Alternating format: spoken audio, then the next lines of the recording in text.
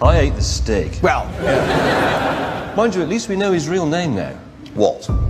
Judas Iscariot. Ben Collins can now release his story of 7 years as the show's mystery test driver. Do you want to take this opportunity, because they'll be watching, do you want to No. apologise to them now? No.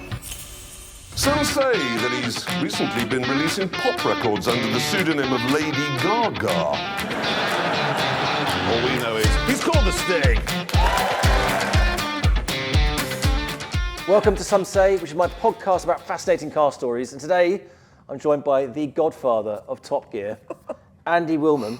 Do you do that with your hands every time? I just did it with my hands. Nobody knows what to do with their hands on TV. Ask Jeremy about that. It's true. When but you're doing a piece to camera, whatever, it's like, I wish I could take them off and put them to one side. I know not to shake your hand though, because you hate that being on camera.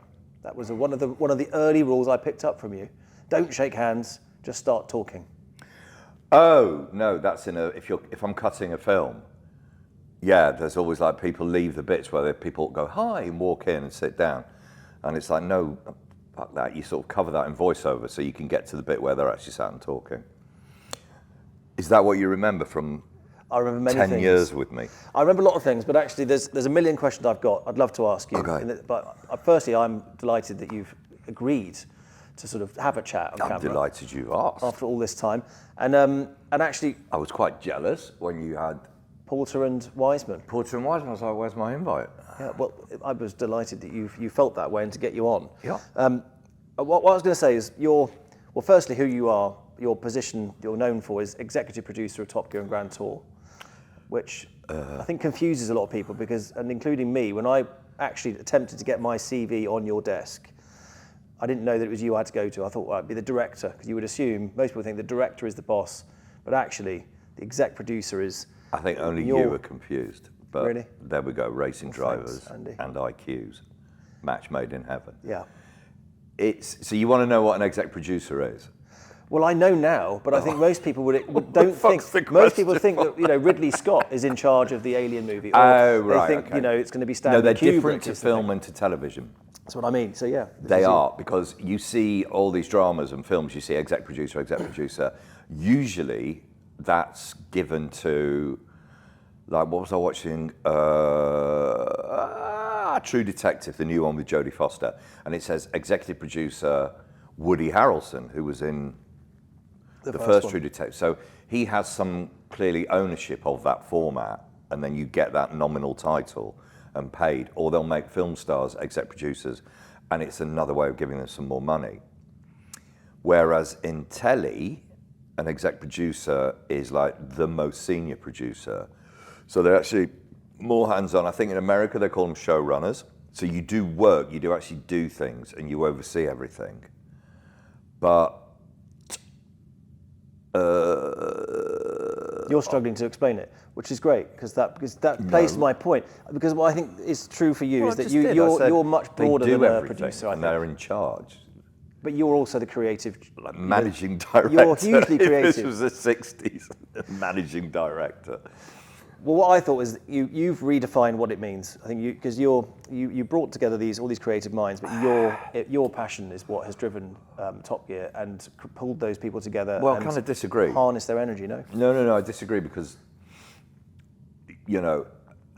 people ask how Jeremy and I work, and I'd say if we were, the analogy I would like to use, which obviously I've never used it before, Ben, I've saved it up for your podcast, is an arrow. He is absolutely the tip of the arrow. Jeremy's the best at having light bulb moments.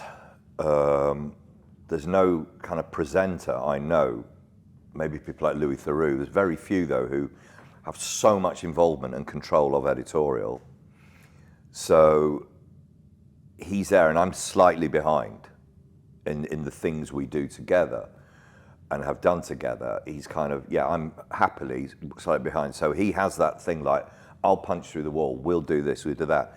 And then I'm slightly behind, and then I can help him, I can make it all work, or help him develop it. So he came up with all the new Top Gear format, you would say. He's very good at sort of going, right, like the new Top Gear back in 2000, he had the initial raft of ideas to change all that, the big ones, the big sort of light bulb moments. And then once you go, right, that's where we're going, then we all contribute. And then yes, I then do build the kind of spaceship with all the people on it to keep it going, to maintain it, to keep it running, to make it happen. That's what exec producers do. Now, where, blowing my own trumpet for a bit, I'm different as an exec producer is I have remained at the coalface to a much more bigger degree than many exec producers, because you start to become, like, I edit every film. I sit down with the editor and we edit every film. And I've always done that and I always will. Whereas when you become a kind of proper exec producer, you come in and you look at a cut and then you give some comments and then you go and delegate, do something else. Yeah, and but I do everything. Like the farm, I've just finished with the editors editing every episode, and we look at all the shots, we do all the stuff, and that's weird for an exec producer. But I think what it's symptomatic of is that Jeremy and I, everything we did grew organically. And if something comes up that's funky, you're the first person he'll call to ask, why is that in there? Well, you know, something that when you see it come out, I know what you're like. Every second is, you're looking at every second of that footage because you care about, that's every minute of the 60. Yeah. I remember at the BBC, I was like, when I got that role of exec producer, they were like, okay, now you're an exec producer, you need to take on 2 or 3 more shows. And I was like, no, Top Gear is what we do. Why would I take on Britain's biggest paving slabs when I've got this to do? Was that an option? Some days I wished. There's certain people I could have dropped them on. But yeah, it was like, we do Top Gear. And then obviously, thank the fuck, it became huge. So then you could leave us alone to do it. And it was enough of a job to do that. So at the minute, doing Grand Tour, some of the farm, the edit side of the farm. So this is the most expanded I've ever been in those terms, but it's still small for an exec producer. They're 3 of the biggest... Coalface. 3 of the biggest series ever made, aren't they? Oh, I'd Top say Gear so. is known worldwide, 500 million viewers. It's gigantic, and the back The catalog's world's still being biggest, played.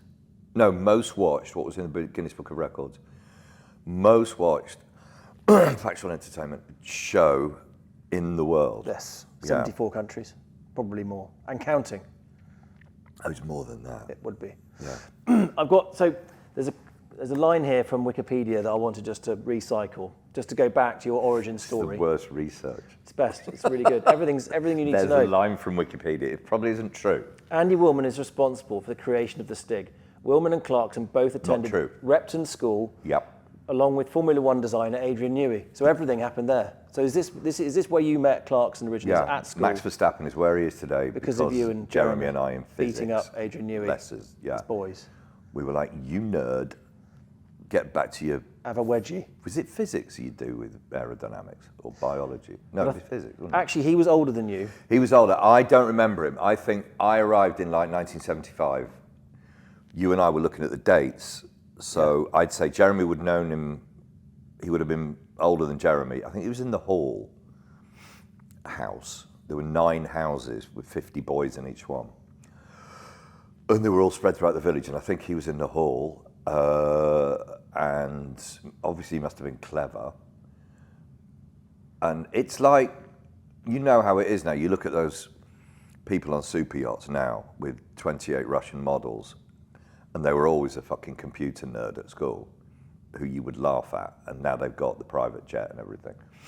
So he was, I don't know, must have been good at physics. And then what else happened? Stigs. Right, so I'll fill in on the Stig, how it happened. We had, this was before Top Gear went on air, so we're talking about 2001, and we were trying to work out, Jeremy and I, the like lineup of the show, and we still had half a head back in the old Top Gear, which was Quentin, Tiff, Jeremy, Vicky. You know, they were the main, Quentin, Tiff, Jeremy, and Tiff. There he is, a racing driver who can speak, who's intelligent, a rare thing, and he's going around doing his stuff. And when we started to put the new one together, we had Hammond, we'd hired him. We had sort of Jason Dorr then. So you've got Jeremy, Jason Dorr, Hammond. You've got 3 people. And we were still looking for a TIFF, a racing driver who could drive and speak. And I was like, I had this huge whiteboard, which was like full Minority Report, you know, moving this around, moving that around. And we had it in the office. And then Jeremy came in one evening and I was like, fucking arrows and writing everywhere. And he's like, what's occurring? And I was like, I can't make this work. If we're an hour-long show and we're doing 3 films and in the studio, I was like, there's 3 of you have all got to do something. You, Jason, and Richard Hammond. And it's like, so the racing driver, what the fuck does he do? I can't get a scenario, even if we can find one who can speak, which is rare. Where do you put him? What's he do? Yeah. And Jeremy's like, oh shit, yeah, I see what you mean. And then he just like sat there, and this is him. He like, hang on, why does he need to speak? And I was like, what do you think? What do you mean? What do you mean? He was like, he said, I can do all that slidey stuff that Tiff does, because I think Tiff taught him. He's like, I could do the slidey shit with all the smoke coming off the tyres.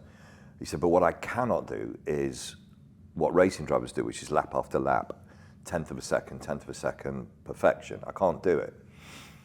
So he said, so if we've got our track and we're going to do lap times and have a board, a leaderboard, because we knew early on that lists were important. I think Kieran behind the camera here would agree. Men like lists. Top trumps. Top this, Spread top into that, top that. Men in particular, if we're allowed to say that men and women have different kinds of ways of thinking, men do like lists. Nick Hornby in High Fidelity, I remember you see it there brilliantly. It's like lists, top 5 this, top albums, da-da-da-da-da. So we were going to have the leaderboard because we thought people like lists. And then Jeremy went, yeah, why does he need to talk? He was, I'll slide about, yada, yada, smoky tyres. And then he went, and I watched Pulp Fiction the other night, and do you remember the gimp who comes out of the cellar with the mask on? And he went, we just keep the driver anonymous, and then people will try and guess who he is, and he never speaks, and he just does the lap time, and we'll call him the gimp after Pulp Fiction. Great. What?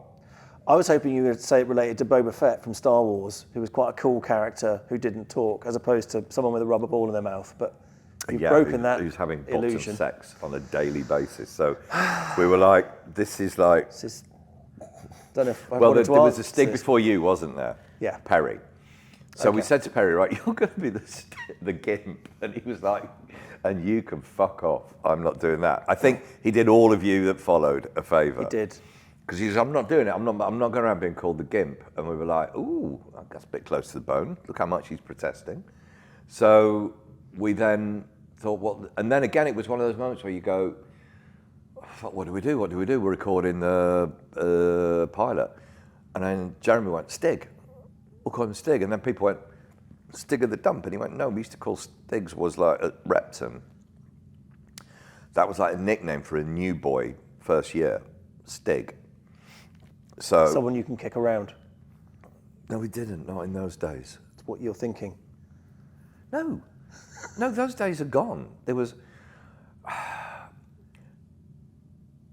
I can prove it as well. No, like Roald Dahl went to Repton, and he wrote a short story called Galloping Foxley, and he's like a man on a train in the 1940s, and he's looking at a man opposite. He thinks, oh, he's that school bully, Foxley, who bullied me half to death at Repton. And he wrote how this guy Foxley took a massive run through the changing rooms, kids like, you know, when the prefects could still beat kids and then take a big whack. And what he described was like the changing rooms in our house, because Roald Dahl was in our house, the Priory. And he hated Repton, Roald Dahl did, obviously for those kind of reasons. But then he came back when we were pupils there to give a talk, and he always refused. And he came back and he went, this school is now brilliant. Better place. In its atmosphere, yeah. The way the younger ones are looked after and all the rest of it. It was well, they all got nicer. You went to one, and they all somewhere along the 70s, they all sort of got nicer, got more pastoral, or what have you. But Stig was still the kid who was first year. Don't speak unless spoken to, etc. Bit of that. Bit of that. Nothing to do with the rally driver. All about that. But it's an Exactly. but it's People stuck. going Stig of the Dump, Stig Blomqvist, and we were like, no. Now you can imagine BBC, the way it is, Islington. When you go, oh, it's the name for a new boy at a public school. You can imagine how well that went down. Like, people go, oh, okay. Like, executives go, okay. And then they go, fucking twats. Like, posh twats. It's like, well, whatever. It is that. So that's how you got your name. Excellent. Okay. All right. Yeah, that's how you got your name. We can thank Perry that You're it a new boy. didn't stay as the gimp. But No, we can. I was going to ask you this because getting things commissioned and then keeping them on air is very precarious business. The BBC being a fairly woke organisation, you lot being fairly polar opposite the other way. Not necessarily opposite, but you don't obey the rules. You're rule breakers. You trend set. You really say and do whatever you like. I'll never forget the Peugeot, for instance, the Peugeot estate, the diesel, which Peugeot decided not to give you the car because they knew that you didn't like it and it was going to get panned. The slaughtering. Yeah, so it didn't arrive at the studio. And I remember watching this from behind. I always used to watch the studio, but I was always fascinated by how it was all put together. You got the So studio you're director, outside you. you've done your lap, Yeah, and I've you're done my celeb. bit. I would scuttle back, watch how the power lap and the celeb Recorded laps were everything done. the celeb's done for your book. Absolutely right. Make notes. Check what you have for breakfast. And then I'd sit with Brian Klein and watch Yeah. the studio and watch him move people about and how strategic it was and all that. But yeah, you had the Peugeot, but you didn't have the Peugeot. And Jeremy goes, but we've got the next best thing. And the camera pans down to the ground and there was a steel bucket of horse shit. And I just thought, wow, this program is edgy. I mean, and there's no American series that could have done that. Anything with advertising attached to it. Everything with advertising They'd attached have run to for it. the hills. It was a very interesting time, those early days of that show, because I'd still call that early days. And when we were still, I think we got less and we reviewed cars less and less, but we still thought we should in those days. But it was an interesting time because of all those dynamics of how you should be. So let's deal with how we were with the BBC first. Massive juggling act for you. Yeah, especially. but we all took it like, we didn't overthink that. We just thought, well, we'll make the show we're going to make. Now, does Repton and our relationship from Repton come into that? Absolutely. Because at boarding school in the 70s, Jeremy and I were not, you're not looking at Brad Pitt and Matt Damon. It's like spotty twats, hair, grease, You're looking at like, oh dear, the sort of the mingy one in between us or something like that. That is us. You're no good at sport, and it's like, how do you get popular? How do you like impress the girls from the girls' school and everything? What were you two good at then? And also, he was Getting 2 into years trouble, older. Okay. getting into trouble. Yeah. So it's like clown about, get into trouble. But to last, to survive, you've got to get into trouble with a certain amount of charm. Like you don't bully or sort of burn something down. It's charm, I suppose, like doing things that, like I remember the art school was next door to our house and we watched the art school teacher build a kiln. It took him like, now I think about it, I'm like, oh, what a twat. He built, as in we are. Yes. He built a kiln. It took him all weekend with like bricks with airflow and all that kind of thing. And then he went home Sunday evening, very happy with his job. And then we went out and rebuilt it into a throne. And when I look back, I'm like, you fucking pricks. He's done so much. But at the time, it was like teachers would hear about it, and then we had to own up that we'd done it, into trouble. But they're like, they've got a bit of a smile on their face, like the notion that you've done something like this. Rearranged his kiln. Yeah, so you can kind of, if you have that attitude, you can sort of truck along. And I like to think that we had certain fans in the BBC who were wise up in the management who would go, they're very conscious of BBC that they're always being asked to talk to all license payers with their output, with their content. And we were doing that job. We were talking to an audience that I don't think was brilliantly served, because the BBC can be at its worst very kind of London. And we were doing that job. And then, so a lot of people were very happy about that in the BBC. Some, as we know later on, were always unhappy with us, but a lot got it. And if we got into trouble and we were in the papers, it was kind of charming trouble. Sometimes we fucked up and it was like, you stupid, like Mexico was just awful. That was shameful what we did, because we were too full of ourselves at that point. But like kids, you kind of lose the plot, you know, and that, instead of running around, you start breaking the furniture. And yeah, so if we're driving a hovercraft down a river and we drench everyone eating outside in a restaurant, Daily Mail will report outrage, outrage, outrage, but actually it's like quite funny. Yeah, and well set up. That one was, but there was another one that, oh Christ, what was it? Jeremy, lorry drivers. Yeah. Lorry drivers are murderers. Now, outrage, outrage, outrage from Daily Mail, etc. But Eddie Stobart publicly supported us. He went, lorry drivers think this is fucking hilarious, you know. So once that happens, it just becomes like childish, and it's forgotten. So we were very good at that. We were naturally good at that. And I do believe that came from Repton. And then we got support from people in the BBC who would go, the compliance people go, it's okay to get complaints, you just got to be able to defend them, and we were very good at that. And they used us as an example to other programs to go, push yourselves more. Don't worry about complaints. Complaints are fine as long as you can defend them. And we very, very rarely got an upheld complaint, which is, upheld means a separate body like Ofcom looks at it and goes, no, you were wrong. Yeah. We very rarely got one of those, because we knew how to walk that line. So that was us within the BBC. Then the car industry, at first, because we were like we were, some car companies were like, shall we give them cars? Jeremy's back, you know, because he'd left Top Gun, he's back, and they're like, Jesus, shall we give them cars? And I remember Chris Willows from BMW, they had a meeting at the SMMT, and it came up, like, do we support the show or not? And people like Chris said, yes. He went, if they trash a car, just grin and bear it, because you'll make another one that's good and they'll like it. Just grin and bear it. And Chris's point was, and some other manufacturers were like, we need a show that celebrates cars, that says it's okay to like cars. And I think people were seeing that our show's audience was getting broader, and it was fun with cars. It wasn't just a review show anymore.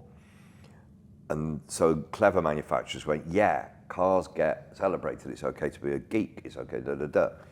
So we had built-in kind of protection things that we'd unwittingly made.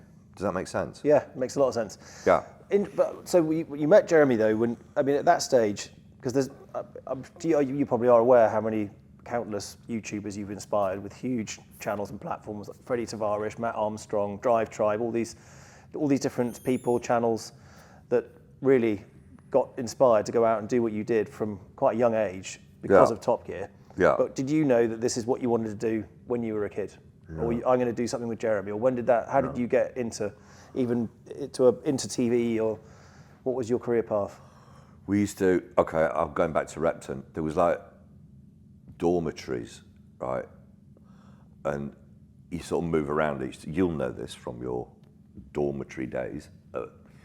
And you had to go to church on a Sunday morning, but the mattresses in these fucking beds were so old that there was like a sort of valley in them, and you were like, and then the housemaster would come round, he'd like check Sunday, 10 o'clock, check that. So, and if you, like we were thinner then as well, if you sort of lay really flat in the bed with like all the blankets up, the fucking dip in the mattress so much, you could, you weren't there. And they and Jeremy and I were in the same dormitory, like it was six, and they were called But bedders. he would have hung over the end, wouldn't he, with his legs? I don't know how he did it. I mean, he got away with it, and the housemaster was dozy, but we were in bedder 6, because we were called bedders, not dormitories.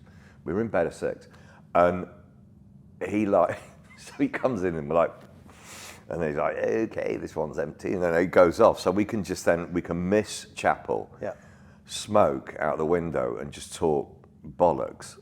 And we used to sort of plan like things we'd like to do, but because you're like 15 or 16 or 17 or something like that, all you want to do is like be a roadie for the Who. That's all. You haven't got any brains beyond that. Or I think Jeremy wanted to be Jodie Scheckter, you know, or Ronnie Peterson or something like that. Or no, he wanted to be Elio De Angelis. So despite everything, he's a frustrated racing driver. Yeah. Yeah, he wanted to be Elio De Angelis, because I think Elio De Angelis was like really like a concert pianist, brilliant driver, hot wife, blah, blah, blah. It's like, that's good. And then like, or be a roadie for the Who, for Keith Moon. And that was our ambitions. And then so we left school, go our separate ways. He left a year before me. We meet again in London. He's already in print journalism, motoring. I'm literally rudderless. I don't know what to do with my life because I keep trying things and failing. Such as? I went to acting school, failed. Formed a band, failed. And then... What were you doing in the band? Singing. Really? I was in the choir. But it was all... Yeah, and then when we came down to London, it was like The Clash and stuff like that. Anybody could form a band. We saw The Clash, me and my mates, on the tube. Like day 2 in London, and you go, well, this is it. We are here. This is perfect. Joy Division are banging away up in Manchester. Buzzcocks. Kieran, the cameraman's face from Manchester, is like, who?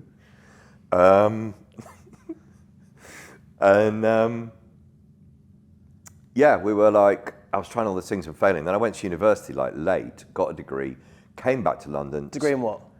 Russian and American studies. The Russian came in later because you used that when you were on Top Gear as a presenter. Yes, I did. I saw that. Yes, I did. I thought you just learnt that. No. You knew Russian. By then I knew like Russian up to like GCSE level. So, and again, Jeremy was like, well, you're quite funny, you know how to write. He goes, be a journalist. And I was like, I can't be a journalist because 2,000 people apply, only one gets picked. And he was like, fuck all that, just start writing. And he got me an interview with Auto Express. And he's like, I can't do any more than that. I'll ask them to. So I rang the guy from the phone box at Auto Express and I was like, the editor, Howard Walker, who was lovely. And Howard went, so, and I'd written a piece on spec and I sent it in and he went, it's a good piece. And he went, so what else have you written? I went, that. And I'm putting more 10p's into the phone box. I was like, that. And he went, oh, right. And he went, so, but have you been in any other newspapers or what have you at all, doing any reporting? I was like, no. And he went, but then clearly you've just finished journalism college. I was like, no. And he went, cars. And I went, and he was like, this is really fucking bad. And he went, anyway, I like the piece. So I'll take you on as a reporter for like 6 months. And if you sink, you sink. If you swim, you swim. And he did that and I didn't sink. So again, I thank Jeremy for like, Jeremy has that courage to go, fuck it. Go, yeah. Whereas I'm quite like, ooh. And then once I was there and Jeremy was there, he was like rising in Top Gear. And I was specializing in writing features that weren't about cars, but I was writing stories about motoring. Interesting motoring stuff, like I found that sheikh in the desert in Dubai with the huge pickup truck that was like a house. It had bedrooms and stuff in it that he'd built. And I would go and find those things. Because it had a story, it wasn't just a Yeah, because everyone's taking care of the car test. And then Jeremy gets around about 93, he gets his first solo gig with the BBC, which is Motor World, where you go looking at car culture around the world. And they're like, who do you want to work on it with you? And he went, I want my mate Andy because the stories he's doing are what that is. Car culture. Yeah, more or less. It's look at the car culture, and that's what I was doing so already with print. So then we went, and that show was a hit, 2 series. And we got like India, Iceland, Vietnam. And we went early doors when people didn't really know those countries. And then, you know, we got to Monaco, but we do how they put the Grand Prix together.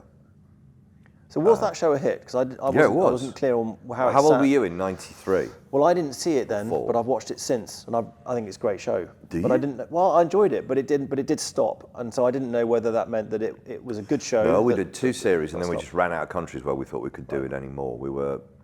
We'd done Cuba, UAE, and all that in the end, and it was like, right, we'll end on a good one there. So the two of you working together, it stuck and it worked, and it was a hit really straight away. stuck, and it really stuck. And I didn't know what a producer did. To get me to leave print, I said to Top Gear, okay, but I want the title of producer. I was like, I don't fucking know, but I'll ask for it, and I got it. Because Jeremy was like, he's the one. This is after Motorworld. No, to go and do Motorworld. Okay, sorry, Keep yeah. up. So I'm like features editor at Top Gear magazine or something like that. Yeah. And then he's at BBC 1993. And they go leave print and come to TV and make Motorworld with Jeremy. So I went, okay, make me producer. And then I went, they went, anything else? And I was like, yeah, I want to present on Top Gear. And you could feel the tension on the phone. Like they're like, oh, for fuck's sake. And they went, yeah, sure, come and audition. So I did a couple of items on that, but I was terrible. And then I got fired from that. I enjoyed Rightly them. so. No, they were shit. And I've managed to find some on the internet. They're out there on YouTube. You can see Don't watch Andy naked Don't presenting. watch It's them. the Don't naked watch them. presenter. I can't remember what it's called. There's also the Russian special. There's so moronic. There's another There's- one with a motorhome and an RV, which is really Yeah, good. really shit and so stilted. Like, hello. But it's no like clothes. watching you being Sterling Moss in Ferrari. It's like that bad. Come on. So It's brilliant. We loved it. Come on, it's great. It's a great movie. and the best supporting actor. You're really good as a presenter. So you did. So No, you I did hated want it, to be and a I didn't presenter. really like it, and I was much better behind camera. We worked together, and we found a rhythm, which is, I'd find shit, he would then make it into TV, and that kind of carried through with Top Gear. We trusted each other, and we had symbiotically, or whatever, that same attitude and approach to what we liked to put on TV. Again, I think it came from that Repton thing. But was there a cliffhanger after Motorworld, and he did Extreme Machines as well, which is Yeah. also really good. Were you involved with that one? Was Was there then a stop with telly? You either keep going or you can, and you end up. No, you then can we had get put I'd to say we had pasture. our shitty period then. I got sacked by the BBC from once Extreme Machines ended, which is about 97. We had a lean period because What next? Pebble Mills told me to fuck off because we don't want you on the telly anymore and there's no more of these projects to do, so go. And then I was just scrabbling around doing a bit of freelancing. And then Jeremy did his chat show, which actually, Clarkson, which was niche. It wasn't meant to be Graham Norton. We were never going to get big guests, but it was more like his sort of Sunday Times column on the telly. And when I look back, at the time we used to go, oh, these viewing figures are small, but it was a brilliant show for turning him into a good presenter. So it was a good training ground, such that when we got back to doing Top Gear, he kind of knew what to do. Car culture, Extreme Machines, lists, interview guests, celebrities, all those come together in that. All those come together in that and interview people. So, yeah, we'd made a BBC science series from BBC One, The Science of Speed. And we didn't really enjoy doing that, and I don't think it was a very good series. It was big budget, and BBC One Science, but we were like pawns in this big world. It was quite like, ugh. Whereas we'd been like, with our little group of 5, we could fuck about going off filming stuff and then go, here's your show. But then we had execs and stuff like that going, well, what's this? Why are you doing that? But we met Schumacher, God love him, and he was amazing in that series. Yeah. He was like, I remember I had so much respect for him. We had to interview him at what's the second track they use? In F1? No, that Ferrari used. You know when they could practice all the time? Fiorano? They got Fiorano, but what's the second track? Was it Mugello that they used to use? Ooh, maybe. I'm not sure. God, call yourself a All right, driver. I don't race for Ferrari, sadly. We need to talk Make about it that, cool. don't we? I think it was their second track. So this is it. I go to see Ross Brawn, and we're doing a science of speed, 6 parts, and one of them is about humans and their different skills, like fighter pilots and stuff like that. And then obviously racing drivers, it had to be Schumacher. So it was 1999 or 2000, I can't quite remember, but it was the week before he went to Japan to finally win the World Championship again, which I think was 2000, for Ferrari, where he broke that losing streak of theirs. He had to beat Mika Häkkinen in the last race. It was all down to the last race, and he could do it. So they were having a final test at, let's say it was Mugello. And I remember in those rules, you could go for free as a film crew to the track if only one team were testing, because it didn't count as a Bernie Eccleston Formula One thing. Copyright. And the week before, we got a call from Bernie's office going, now another team's testing, Sauber are there, so it's going to cost you 10 grand to go. So fuck it, I'll find 10 grand, go. Because Sauber were testing this little kid called Kimi Räikkönen. Oh, yeah. Who they weren't sure that they could give him a super license. So he was there that day. It was his first F1 test. And Schumacher came over in the break from testing, and he was like, hello, yeah. He'd a drive around with Jeremy in a road car. And then we said, we'll see you at your hotel for a chat, for a proper sit-down interview later on. And he was like, yep, no, when I finish testing, I'll come back to the hotel. So we get half an hour with him there. So we burn back to the hotel, and he's staying in this 4-star businessman's hotel in Mugello. And we're like, his room will be just a fucking room. We can't go in there. We need to use the bar. But how do you close a hotel bar in 2 minutes? So I went to the manager at the reception. I was like, we're from the BBC. Can we close your bar so that we can do an interview in there? And he went, no. And I was like, it's with Michael Schumacher. And he went, moment. It was the full Basil Fawlty. He went into the bar, and then everybody is booted out, and we had the bar to ourselves. So we closed it off. Schumacher comes back. Jeremy plays slapsies with him. What, that one? Yeah. When you hit your hands? Whatever it is, that one, yeah. A reaction test? Yeah, Oh, and okay. Schumacher's like, this is quite a weird interview, and he talked about Villeneuve, bumping into Villeneuve. He was like, I knew it wasn't right, but I'd grown up with Senna, Piquet, Mansell. He's like, I knew it wasn't right, but you kind of make your own rules at those moments, and they certainly did. The guys he was a notch behind age-wise. So a pretty honest interview. Really good. And he talked about how he thought Häkkinen was quite a bit of the time faster than him. Really? Yeah. And how certainly as fast, he said, sometimes faster, but I think his thing was he was a complete package. Yeah. And Ross Brawn had said his entry speed into corners was what separated him from other drivers. He thought that he could handle any kind of car and make that difference.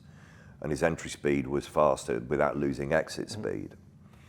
So I nodded, I went, yeah, that's what I do. He sent me some early days of radios transmissions. And he's like, this is Schumacher, Ross Brawn did. And he's like, this is Schumacher at lap. You mean his data he looked at? Now talking to him from the pits. Right. He said, this is Schumacher at lap 65. And he's coming on the radio going, hey guys, turn 7, I'm seeing some clouds gathering. I don't know if they're rain or not, but it's he's talking like this. And Rubens is by lap 65, they're like, come on, keep it together, Rubens. He was just starting to get knackered and tired. And Schumacher was level. And then the bit I remember the most is Sabine, his manager, she was your time's up. So we thank him and we start packing up all our kit in the bar, and he sits there and he goes, so what happens now? And I was like, well, we're just going to pack up the kit and everything. He goes, does this bar stay closed? And we were like, yeah, it stays closed till we go out. And he went, oh. And he went, I'll have a drink. And we were like, okay. And he was like, yeah, he said, you don't understand. He's like, I'm literally like the world's highest paid traveling salesman. He goes, I'm in Italy, right? I can't go anywhere. So he goes, I go to the track, I go to the hotel room, have room service, phone my wife, da-da-da-da-da, and that's it. He goes, I can't come in the bar. Now we've got the bar. So he had a drink, he snaffed all the peanuts, and we had then another chat, you know, just because he had the bar. And he was just the loveliest man, the loveliest, most, I thought, we knew he was tricky. I think we all did at Benetton, didn't we, when he was in Briatore's clutches, when he was finding his way. But he became like a proper man of, and by man I mean an adult in control of himself, mature. And my wife worked for Minardi, and he was like the only driver who came back to the back of the grid motorhomes to say goodbye to Katayama. Yeah, no one else actually came to the motorhome, but he did. Proper. Proper. I remember when he came to And we've Dunsfold, diversified about like Schumacher, yeah. but I will praise that man to death, and it's so sad. It is. I think I thought it was a sign of what he was like when he came to Dunsfold with the Ferrari team were there to look after his car. Was it the FXX? Yeah. That black car. And I was just watching him because I got to meet him briefly with our You two had to lead him round, Stig didn't you, to outfits. show him the track, and he wouldn't get in your car. Yeah, it was a bit embarrassing that because I led him in a diesel automatic Jag, I think. It was a Jag. I remember it was a Jag. And I think it was a really fast Jag, but you drove it like it was a diesel. thanks, That Andy. was the limit of your skills. Well, I was pretty taken. The world champion was in the mirrors in his flashy car, and I was I was interested in what, you know, how he was driving What he it. does, And I was yeah. looking in the mirror, and I slightly ran wide at Gambon and sprayed a load of gravel up in the air. And I thought, oh my God, I've mugged him off, and he probably thinks I've done it on purpose. But he was too quick because he missed the gravel, and he was okay about it. But I was just watching the way he interacted with the mechanics, the Ferrari mechanics, and I watched him approach them. They hadn't seen each other for a bit, and it was like watching a guy walking into I don't know, family celebration. Room full where of he friends. was the star. Yeah, room full of friends. They were just so pleased to see. Well, you know, he could tell he knew every one of them by name. They're all mates. Yeah. And it was like being reunited because that was after he'd retired before he came back. Before he came back. But you could see he was itching to get back into F1. It was very Oh obvious God, he you wanted can to do it. imagine them not being in it. How do you stop? But yeah, And legend. Ross Brawn was like, you know, they hired him when Ferrari was on its knees, and he knew it was going to be, I mean, they paid him a lot, but he knew it was going to be a long haul. Now, so will Lewis Hamilton follow in that mode at Ferrari? Big news. I think he just will. Happened. I think he will because, you know, I think Lewis would say Senna was his idol, but Schumacher was the benchmark for rebuilding a team with driver input. Schumacher was like there all the time, and like, what do we do next? What do we do? What do you want me to do? I'll be back. And Lewis knows that Ferrari and Schumacher had this amazing moment when there was a revival. And my God, to do that again. And Lewis is savvy enough to know that if the driver's inspirational, you become this focal point for everybody else. I mean, Ferrari needed, let's be honest, some boring British management, which they got with Ross Brawn, that everybody then starts talking to each other and it's less chaotic. They did need that too, but then they need their guy to look up to. I don't think anyone at Ferrari is going, finally we've got a quick driver, because they've already got Leclerc, haven't they? Who, I mean, I hear Brundle go, Leclerc is amazing. He's like, really singles him out as like natural talent. Or what do you think? They were really clearly defined, the differences at Silverstone, that moment when Lewis took out, or however you want to describe this, the incident between Lewis and Verstappen. Yeah. At Copse. Yeah.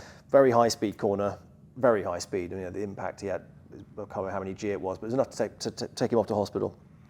So what was interesting in that is that Lewis did pretty much the same move with Verstappen that he later did with Leclerc. The difference being, Verstappen remained fully committed and turned in for the corner. It's like, this is mine. I'm ahead of you. I'm turning in. Yeah. And Leclerc backed out and let Lewis past. And I think that shows a fundamental difference of approach. And when you're talking about the Schumacher conversation with, are you prepared to compromise? Will you leave the door open? Will you back off? Verstappen is in the category of, I think, like the Schumacher Senna group that won't back down. Lewis, I think, the same. And that is the if it comes off, it comes off. Yeah, and sometimes it doesn't. And what's amazing with those But on drivers, aggregate in your career, if you make those moves, you probably come out on top more than you don't. So sometimes you might go off. yeah, but it's really punitive. Bearing in mind how many points you lose. So if you're not at the front all the time, and you also a driver that ends up in collisions. Yeah. So if you're not at the front, you're never going to go anywhere. You'll just be the guy that crashed a lot and never won a championship. And what's incredible is really the ones at the front that do have those incidents where you get punished with points, still come out on top. But it does set a precedent that then other drivers know you won't back out. So that would be interesting. And that maybe is different. I hugely rate Leclerc, and arguably in that decision, he made a choice there where he got points. He might be thinking differently. Pretty cruel on Saints. Yeah, He's a good driver. both. I mean, there's no one in F1 that's rubbish. They're all top tier drivers, aren't they? Yeah. It's true. World think class it's- drivers, there's 22 of them or whatever it is.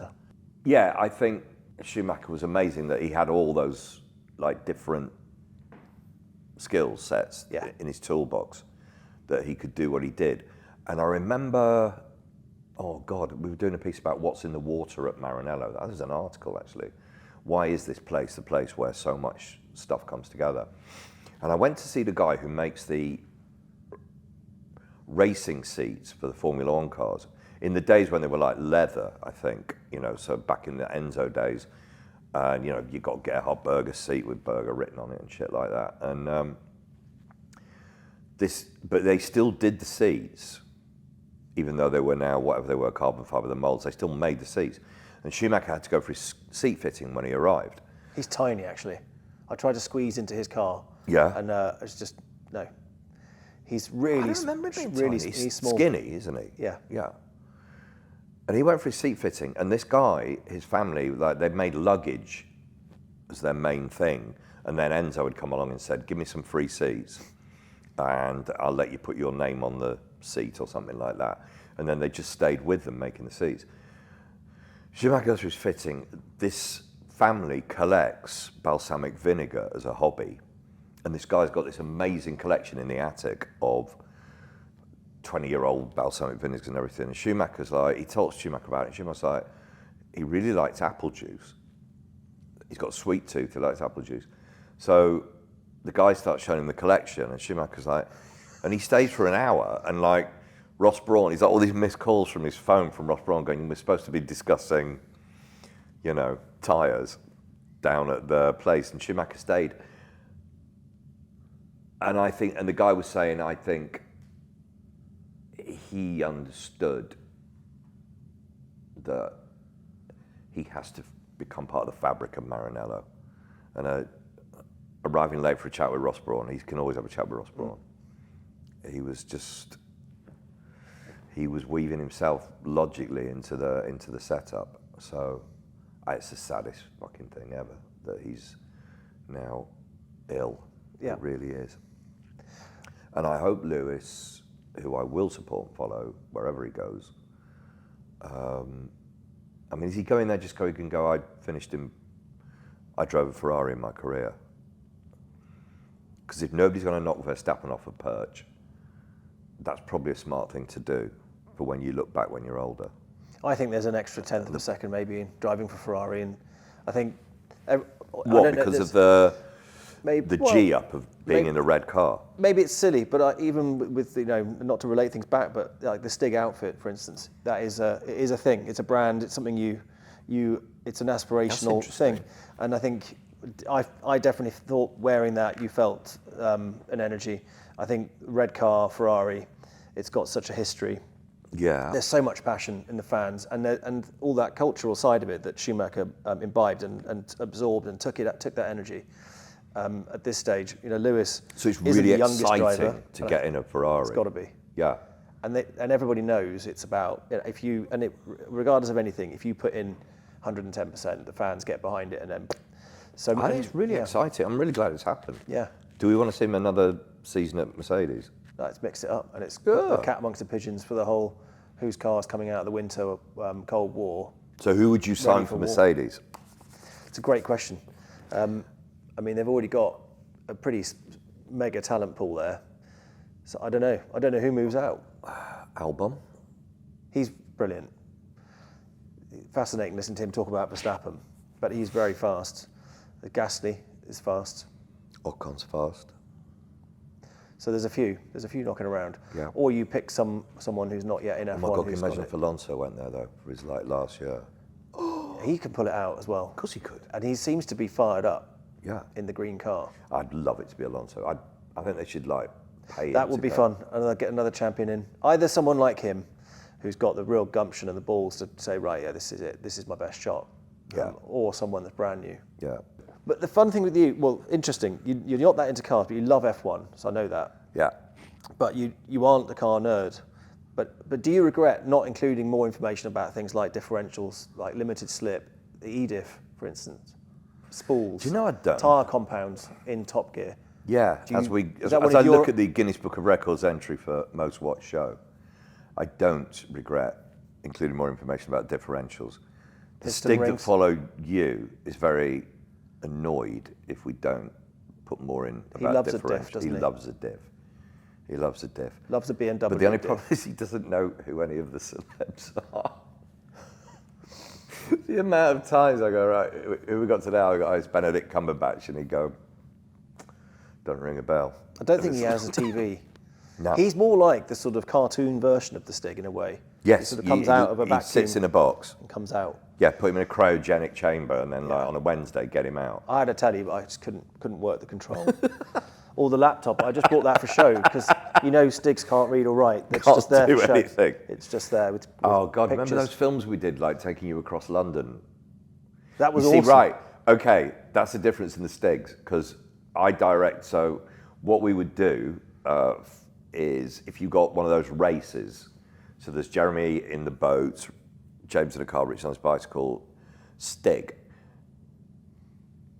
Everyone would you'd have a little camera crew with each one, and I went with you, so I'll direct the Stig bit, because basically it's just how many things can we think of to fuck about, was like the goals, like how many stupid things can we make the Stig do? And you were really on it. Like, I remember we were in we get out of the station, there's like Mind the Gap or something like that, and you're like, oh, I'm not getting out of the train because I don't know what that means. And then we were at the top of the escalators, weren't there? And then you turned and went, hang on, the Stig's frightened of stairs, isn't he? So you thought about that, you did that. So we were a good team for pissing around with the Stig. was But fun. fast forward, I did one with Stig 2 in St. Petersburg, and he nearly quit that day. What did you do to him? Hated it. Well, we were like, okay, there was like a dead pigeon. Did you make him get in the luggage compartment? Because I had to do that as well. I come out on a carousel. like Oh, a in the Isle of bag. Man? Yeah. No, we didn't do that, but it was like a long, hot day in that suit, granted. Yeah. And you try and make the Stig this kind of ethereal, like what is going on in his head. So we're going down the escalator on the Russian subway, and there's like these massive pictures of cats advertising, I don't know, cat food or something. But the cats are like huge, staring, and I was like, okay, just stare at that cat picture, like as if you're fascinated by it. And he was like, what the fuck am I doing that for? I was like, just do it, right? You're the Stig, it's not you. So he does that, and I'm like, oh, can you do it again from another angle, right? And then we move on. And then there was like a dead pigeon on the pavement, and I was like, okay, can you stop and just stare? We'll come to you staring at that, but you can't walk round it. You're like fascinated by this dead pigeon. And he was like, how many fucking times have we got to do this shit? Like, Yeah. he hated it. Bless him. I know. He just wants to drive. He just wants to drive, yeah. Keep lapping. I know. So he's a proper Stig. Yeah. Oh. Whereas you actually, annoyingly,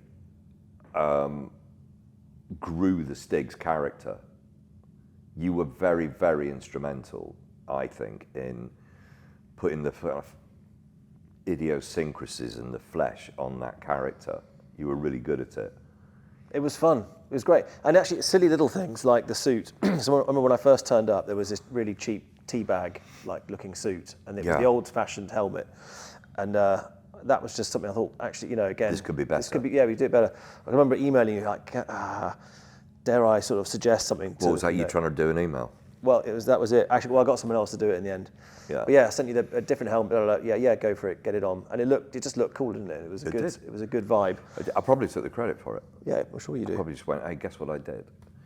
But you had an idea about that Stig, what he should be, and all those things. Do you remember you played that game of cards or something with James? And like, you lost, so you knocked all the card table over everything. That was you deciding to do that.